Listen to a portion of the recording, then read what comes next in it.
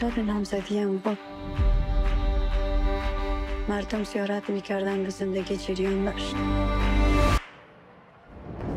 ناگهان رعد و برق شد.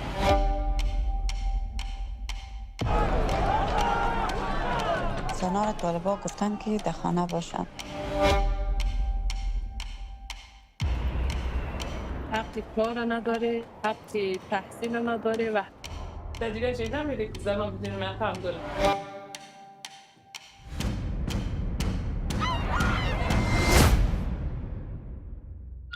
با صدها نیروهای نظامی ما فقط 12 زن هستیم، ولی ما هنوز هم ساده هستیم.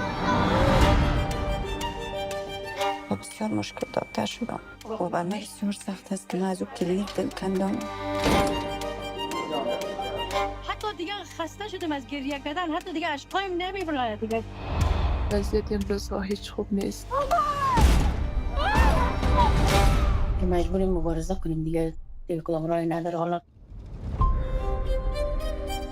و اگر اعتراض میکنه و صدای خود بلند میکنه دستگیر میشه. و ما نباید خاموش باشیم. فقط این ویدیوی هم گرفتم رفتم میفرستم. اگر سبب به ما و دیگه ضرری برسد، مسئولیت محدثان است. ما مبارزیم با قلم و با سواد ما هست، نه با جهالت.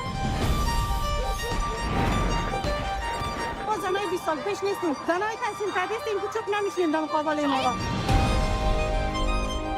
هم بتیم به که اول خانم‌های این خبر رو برام میزنن.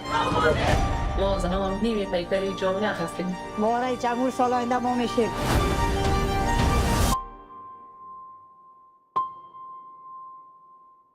از جان خود گذشتیم، سر ما فدای وطن و هموطنه.